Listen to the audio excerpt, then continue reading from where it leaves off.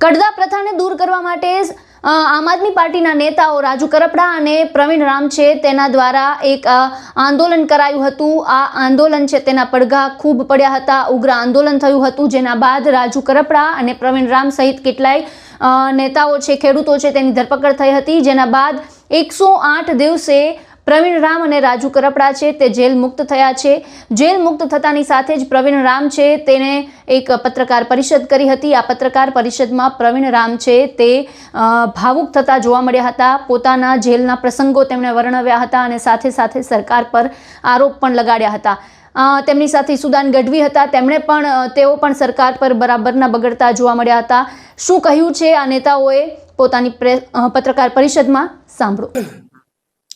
તમામ પ્રેસ મિત્રોનો હું આભાર માનું છું અને સાથે સાથે ખેડૂતોની આ લડાઈ અને આ અમારો જેલવાસ જે છે એમની અંદર અમને તોડવા માટે, ખેડૂતોના અવાજને દબાવી દેવા માટે ભાજપની સરકારે અમને 108 દિવસ જેલમાં રાખ્યા। આજે 109મો દિવસ છે। ત્યારે અહીંયાથી હું સ્પષ્ટ સંદેશ ગુજરાતની જનતાને અને ખેડૂતોને આપવા માંગુ છું કે તમારા માટે 108 દિવસ જેલમાં રહીને આવ્યા છે, પરંતુ હવે ગુજરાતમાં અમે જેલની બહાર આવ્યા છે ત્યારે તમારા માટે અમે ગુજરાતમાં 108ની જેમ કામ કરશું। સાથે સાથે બીજેપીની સરકારે ખેડૂતોના અવાજને દબાવી દેવા માટે, ખેડૂતોના આંદોલનને તોડી પાડવા માટે, અમારા જેવા યુવાનોના મનોબળને તોડી પાડવા માટે, અમે તૂટી જઈએ, અમે હારી જઈએ, અમે ઘરે બેસી જઈએ એટલા માટે અમારા ઉપર ષડયંત્ર કરી અને અમને જેલમાં નાખવામાં આવ્યા। અમારી સાથે કેટલા બધા નિર્દોષ ખેડૂતોને જેલમાં નાખવામાં આવ્યા। પણ આજે જેલની બહાર આવીને પ્રવીણ રામ સ્પષ્ટ સંદેશ આપે છે કે અમે જેલની અંદરથી તૂટીને નહીં, તૈયાર થઈને બહાર આવ્યા છીએ। અમે જેલમાંથી અંદરથી માય કાંગલા બનીને નહીં, મજબૂત બનીને બહાર આવ્યા છીએ। અમે જેલમાંથી હારીને નહીં, પણ ગુજરાતના ખેડૂતોને કંઈક આપીને બહાર આવ્યા છીએ। અમે જેલમાંથી કંઈક ગુમાવીને નહીં, પણ ગુજરાતના ખેડૂતોને કડદા મુદ્દે કંઈક પરિણામ આપીને બહાર આવ્યા છીએ। હું અહીંયાથી એને સ્પષ્ટ સંદેશ આપવા માંગુ છું કે અમે જેલમાંથી બહાર આવ્યા છીએ તો માર્કેટમાંથી ગુમ થવા માટે નહીં, પણ ગર્જના કરવા માટે બહાર આવ્યા છીએ।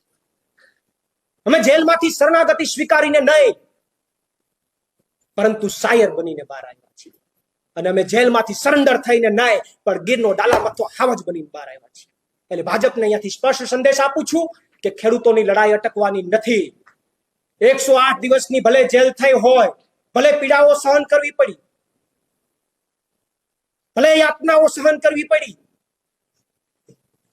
મારા પરિવારથી દૂર રહ્યો, મારા ખેડૂતોથી દૂર રહ્યો, મારા નાનકડા દીકરાનો એક વર્ષનો જન્મદિવસ, એના પહેલા જન્મદિવસમાં પણ હું હાજર નથી રહી શક્યો। મારા જન્મદિવસમાં હું દૂર રહ્યો, પણ મારી લડાઈ અટકવાની નથી। ખેડૂતો માટેની લડાઈ ચાલુ રહેશે। આ શરીરમાં જ્યાં સુધી પ્રાણ છે ત્યાં સુધી મારી લડાઈ ચાલુ રહેશે।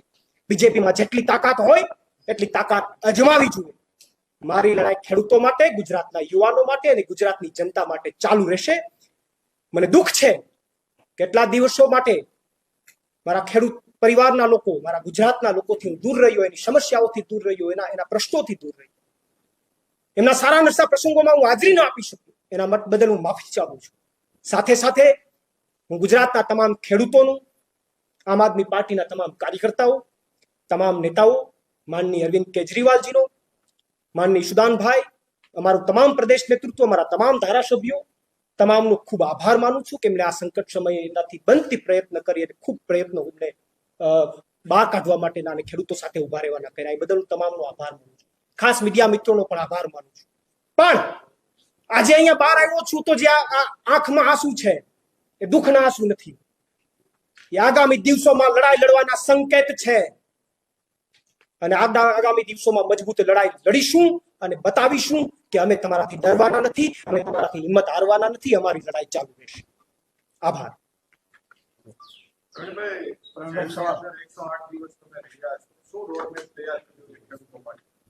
108 દિવસ અમે જેલમાં રહ્યા તો બીજેપીના લોકોને એમ હોય કે આ હિંમત હારી જશે। ના, 108 દિવસની અંદર જેલની અંદર અમારો ખરાબ સમય હતો, એ ખરાબ સમયને અમે સારા સમયમાં પરિવર્તન કરવાનો પ્રયત્ન કર્યો, અમે વાંચન કર્યું, અમે કસરતો કરી, અમે અમારા શરીરને મજબૂત કર્યું, અમે અમારા મનને મજબૂત કર્યું.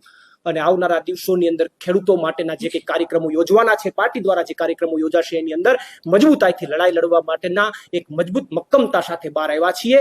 કદાચ જેલ પહેલા એવું હશે કે થોડોક થાક લાગ્યો હશે, પણ હવે જેલમાંથી બહાર નીકળ્યા છે તો સંપૂર્ણ સ્ફૂર્તિ સાથે બહાર નીકળ્યા છીએ, મજબૂત મન કરીને બહાર નીકળ્યા છે, મજબૂત શરીર કરીને બહાર નીકળ્યા છીએ. એટલે ભાજપને એમ લાગતું હોય કે તૂટી ગયા, નહીં, તમે ભૂલ કરી, મને મજબૂત બનાવવાની તમે ભૂલ કરી, તમે મને મજબૂત બનાવવાની ભૂલ કરી, મારા સામે અનેક પીડાઓ આપી, અનેક યાતનાઓ આવી, એ તમામ યાતનાઓને અમે જીરવી ગયા, અમે કઠણ કાળજાના છે, અમે જીરવી ગયા. અને હું તો એ ભાજપ વાળાઓને અહીંયાથી સંદેશ આપવા માંગુ કે જેમણે અમને જેલમાં મોકલવાનો પ્રયત્ન કર્યો, જે ભાજપના અધિકારીઓ, જે ભાજપના નેતાઓએ એમને જેલમાં મોકલવાનો પ્રયત્ન કર્યો, એમને ભગવાન 100 વર્ષ ના કરે. કારણ કે એના પ્રયત્નના કારણે હું મજબૂત થયો, એના પ્રયત્નના કારણે મને વાંચન કરવાનો સમય મળ્યો, મારું નોલેજ વધ્યું, મારું શરીરમાં મને એક રોગ હતો 15-20 વર્ષથી, એ રોગમાંથી મને મુક્તિ મળી. તો હું ભગવાન પાસે પણ પ્રાર્થના કરું કે ભગવાન એને 100 વર્ષ ના કરે, જેથી કરીને અમે અમારી સત્તામાં એને પાછું વ્યાજ હતું પાછું આપી શકીએ.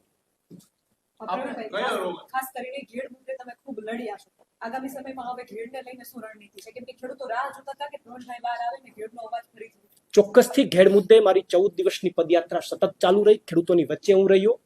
ત્યારબાદ મારી એક ન્યાય યાત્રા શરૂ થઈ અને એ પછી કમનસીબે 108 દિવસની ખેડૂતો માટેની મારી જેલ યાત્રા થઈ.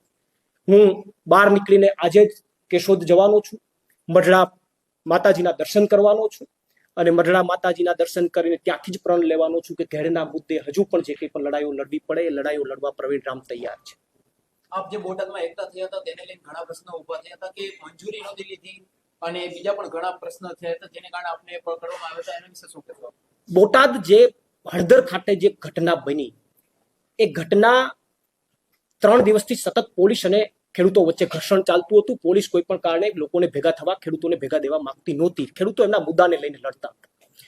બોટાદ હળદર ખાતે એક મોટું ષડયંત્ર થયું. એનું ષડયંત્રનું તમને પ્રમાણ આપું, અને એ પ્રમાણ એ છે કે જે ફરિયાદ થઈ, જે એફઆઈઆર થઈ, એમની અંદર 85 લોકો ઉપર એફઆઈઆર થઈ, પછી વધીને બીજા 15 લોકોને ઉમેરવામાં આવ્યા. આ અરાઉન્ડ 100 જેટલા લોકો ઉપર ફરિયાદ થઈ. તમે એનું પ્રમાણ ચેક કરી શકો. એ 100 માંથી એક પણ વ્યક્તિ પથ્થર ફેંકતો હોય એવો વિડીયો પોલીસ પાસે નથી. પોલીસ પાસે આખી ઘટનાના વિડીયો છે.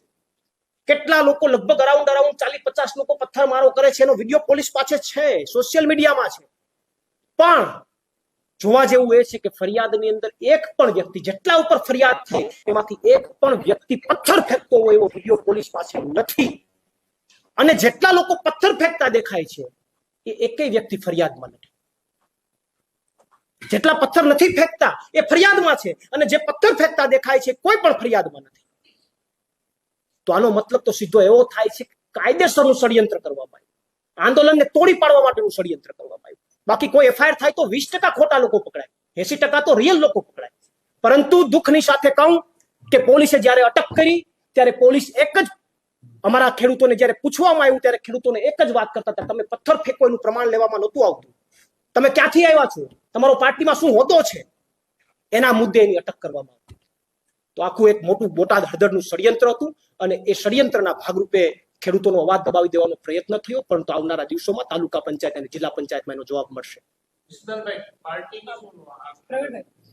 તમે જ્યાં રહ્યો છો બોટાદ છે એનું અંતર ખૂબ લાંબુ છે. તમને ક્યારે ખબર પડી કે આ રીતનું બોટાદમાં થઈ રહ્યું છે? તમે ક્યારે નીકળ્યા હતા એક્ઝેક્ટ, અને ક્યારે તમે ત્યાં પહોંચ્યા? અને બીજી વસ્તુ કે બીજા દિવસે અમે રિપોર્ટિંગ કર્યું હતું તો ત્યાંના સ્થાનિકના હળદર ગામના લોકોને અમે મળ્યા હતા. એમાં કેટલાય લોકો વીરા ધસતા હતા, એમની કોઈ જમીન નથી, બેન અમારે તો આ સાથે કઈ લેવા દેવા જ નથી. એ લોકો સાથે લાઠીચાર્જ થયો છે, અન્યાય થયો છે. શિક્ષકો એવા હતા જે પેપર ચેક કરતા હતા, એમને ખબર જ નથી આંદોલન સાથે કઈ લેવા દેવા નતું, એના ઉપર લાઠીચાર્જ થયો છે. તો એક આમ આદમી પાર્ટીના નેતા તરીકે તો ઠીક, પરંતુ એક જાગૃત નાગરિક તરીકે એમની સાથે અન્યાય થયો છે, એનો શું જવાબ આપશો? હળદર મુકામે જે ઘટના બની અને જે વિડીયો, અમે તો પછી જેલમાં જતા રહ્યા હતા એટલે સોશિયલ મીડિયાના માધ્યમથી અમુક વિડીયો નથી જોઈ શક્યા, પણ જે અમે સાંભળ્યું કે ઘરમાં ઘૂસીને જે પોલીસે દમન કર્યું છે, લોકોને માર્યા છે, ઘણા બધા લોકોના હાથ ફ્રેક્ચર કરી નાખ્યા છે, એના શરીરમાં અનેક ફ્રેક્ચરો થયા, એવા લોકોને એમણે ફરિયાદમાં નથી લીધા, પોલીસ સ્ટેશનથી દૂર મોકલી દીધા. કેટલા બધા લોકોને ફ્રેક્ચર થઈ ગયા, ઘણા બધાની આંગળીઓ તૂટી ગઈ, આવા અનેક લોકો ઉપર પોલીસે ઘરમાં જઈને દમન કર્યું છે. અને આખી ઘટનાની અંદર જેટલા પણ મીડિયા મિત્રો ત્યાં હતા એ તમામને ખબર છે કે જ્યારે આ હળદરમાં સભા શરૂ થઈ ત્યારે અમે ત્યાંથી જાહેરાત કરી હતી કે આગામી પ્રોગ્રામની જાહેરાત કરી અને અમે પ્રોગ્રામ પૂર્ણ કરવાની દિશાની અંદર હતા. પોલીસ જ્યારે પહેલી વાર આવી ત્યારે લોકો જે છે એ ઊભા થઈ જતા હતા અને એ સ્થિતિની અંદર પોલીસ રિટર્ન થઈ. પોલીસ બીજી વાર 5-10 મિનિટમાં જ આવી. અમે લોકોને ખેડૂતોને બેસાડવાનો પ્રયત્ન કર્યો કે તમારે ઊભું થવાનું નથી, આપણે આંદોલનને અહીંયા BS9 ના લાઈવના માધ્યમથી એ લાઈવમાં પણ છે કે પ્રવીણભાઈ એમ કહે છે કે બેસી જાઓ એ લાઈવમાં પણ છે ને આપણે સ્વીકારવું પડે. એમ છતાંય તમને શું લાગે છે પ્રથમ કાકડી ચાડો કોણ કર્યો છે? હા, એ જ કહું. અમે સતત લોકોને બેસાડવાનો પ્રયત્ન કર્યો. કોઈ જવાબદાર પોલીસ અધિકારી હોય એ નજીક આવે અને લોકો ઊભા થઈ જતા હોય તો કોઈ જવાબદાર પોલીસ અધિકારી અડધી કલાકનો સમય લે. તાત્કાલિક ત્રીજી વાર હેલ્મેટ પહેરી અને લાકડીઓ સાથે ટોળાની વચ્ચે ન આવી જાય. શું કામ આવ્યા? એ પોલીસ અધિકારી પાસે કોણ જવાબ માંગશે? એની જવાબ લોકો, એમને ખબર છે કે ઊભા થઈ જાય છે તો 5 મિનિટ 15 મિનિટમાં 3 વાર આવ્યા. આવું શું કામ? અને એમની અંદર ભાજપના અમુક લોકો પણ અંદર આઈડેન્ટિફાઈ થયા. તો જ્યારે સવાલો પૂછવામાં આવ્યા તો જવાબ એવો મળ્યો કે તો મદદ કરવા આવ્યા હતા. કોની મદદ કરવા આવ્યા? કોની? ખેડૂતોને જેલમાં નાખવા માટે મદદ કરવા આવ્યા? તો આખું એક ષડયંત્ર હતું અને તમામ લોકોએ, જેટલા લોકોએ જોયું છે એમની મોટા ભાગે ખેડૂતો દમન થયું છે. ગામના લોકોને ઘરમાં ઘૂસીને જે માર્યા છે એ ખૂબ જ દયનીય છે અને એના માટે આવનારા દિવસોમાં કાયદાકીય લડાઈ લડવી પડે તો ભારત લડશે. સ્પેશિયલ હળદર ગામ માટે કેમ કે બીજા બે દિવસ તમે લોકો જેલમાં હતા પછી અમે ગયા હતા.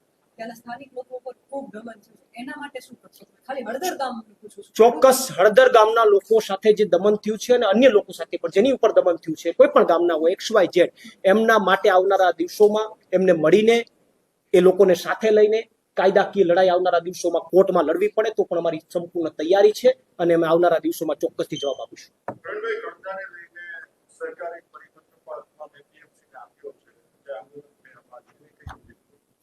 કડદા મુદ્દે જે પરિપત્ર થયો એ હું એવું માનું છું કે આ આમ આદમી પાર્ટીની જે લડાઈ હતી એની એક બહુ મોટી જીત છે. એ પછી ખેડૂતોનું જે માગણી હતી એના મુદ્દે 1-2 મુદ્દે સરકારે ક્યાંક ને ક્યાંક નમતું જોખવું પડ્યું. એ સ્પષ્ટ બતાવે છે કે આમ આદમી પાર્ટીના નેતાઓ, આમ આદમી પાર્ટીના લોકોએ જે આંદોલન કર્યું એની ક્યાંક ને ક્યાંક એના ઉપર અસર થઈ છે. ત્યારે હું એ ખેડૂતોએ જે લડાઈ લડી અને એમની અંદર કડદા મુદ્દે જે લેખિતમાં આપવામાં આવ્યું એ મુદ્દે હું ખેડૂતોનો આભાર માનું છું કે તમારી જીત થઈ છે. પણ માત્ર કાગળ ઉપર આવવાથી કંઈ થતું નથી, એનું અમલીકરણ થવું જરૂરી છે.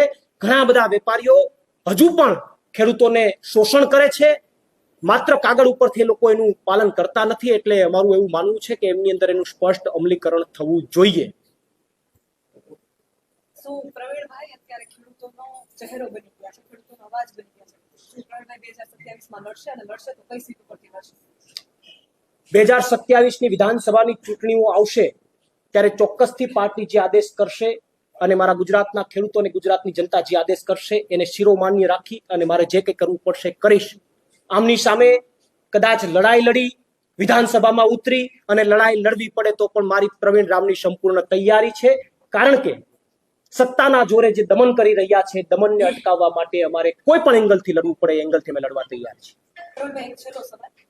ત્યાંથી તમે અને રાજુભાઈ નીકળ્યા હતા તો ખેડૂતોએ તમને ત્યાંથી કાઢ્યા હતા કે તમે તમારી રીતે સ્વતંત્ર નીકળ્યા? આખી ઘટના જ્યારે બની અને આખી ઘટના બન્યા બાદ તાત્કાલિક ખેડૂતોએ અમને ગાડી પાછળ બેસાડી અને અમને ત્યાં ગામથી દૂર કર્યા. અને એમાં ખેડૂતોની સમજદારી હતી. એટલા માટે સમજદારી હતી કે એ ક્ષણે જો અમારી ધરપકડ થાય, અટક થાય અને ફરીથી લોકોમાં કોઈ ઉશ્કેરાટ ઉભો થાય અને કદાચ કોઈ અઘટિત ઘટના બને તો એ અઘરી વસ્તુ હતી, ખરાબ વસ્તુ હતી. એટલા માટે ત્યાંના ખેડૂતોએ, ત્યાંના યુવાનોએ એક સમજદારી દાખવી અને તાત્કાલિક ધોરણે અમને ત્યાંથી દૂર કર્યા. અને દૂર થયા બાદ એક મહત્વની વાત એ છે કે દૂર થયા બાદ અમે પોલીસના કોઈ પકડમાં નહોતા, અમે બહાર હતા. છતાં પણ અમારા ગુજરાતના ખેડૂતોને જ્યારે જેલમાં નાખવામાં આવ્યા તો અમે સામે ચાલી અને પોલીસની સામે સરેન્ડર કરી દીધું કે અમારા ગુજરાતના ખેડૂતો જો દિવાળી જેલમાં ઉજવતા હોય તો અમે દિવાળી જેલમાં ઉજવશું. વાત રહી બીજી, આખી જેલની યાત્રા દરમિયાન 108 દિવસ ભાવનગર નાખવામાં આવ્યા, ત્યાંથી રાજકોટ નાખવામાં આવ્યા. રાજકોટ એવું કહેવાય છે કે તમામ જેલનો બાપ છે, સૌથી સ્ટ્રિક્ટ જેલ, ત્યાં નાખવામાં આવ્યા. અમને કોઈ ફેર ન પડ્યો.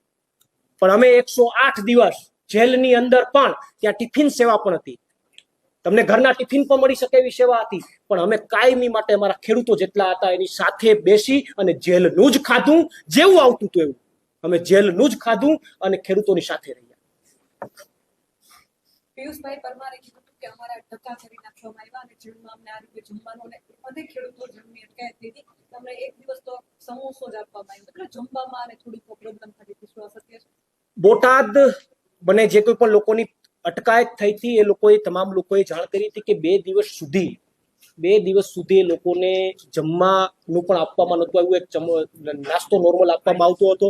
એમને બ્રશ કે કોલગેટ પણ આપવામાં નહોતી આવતી. એમને ચપ્પલ લઈ લેવામાં આવ્યા. અમાનવીય કૃત્ય કરવામાં આવ્યું. અમુક લોકોને ઢોર માર મારવામાં આવ્યો તો જેવો કોઈ ન મારી શકે એવો માર મારવામાં આવ્યો. અને હું કદાચ કહું તો એ વાત આજે અત્યારે ઓન રેકોર્ડ કહું છું કે અમુક પોલીસ અધિકારી તો એવું બોલ્યા છે કે તમારા કરતા તો દારૂ વેચવા વાળા સારા. શું કહેવા માંગુ છું? ગુજરાતની જનતા માટે લડવા નીકળ્યા અને તમે ગુજરાતના ખેડૂતોને એમ કહો કે તમારા કરતા તો દારૂ વેચવા વાળા સારા. આ હું એમ કહું છું કે હદ કહેવાય. સત્તાની શરમસીમાની હદ કહેવાય. આવી અનેક ઘટનાઓ બની છે જે ગુજરાતના ખેડૂતો અંદર દબાવીને બેઠા છે. ઘણી બધી ઘટનાઓ છે જે અમારા સુધી પણ નથી પહોંચી. ગુજરાતના ખેડૂતો પી ગયા છે, ઘૂંટડા પી ગયા છે અને એ ઘૂંટડા આવનારા દિવસોમાં ચોક્કસથી એના જવાબ મળશે.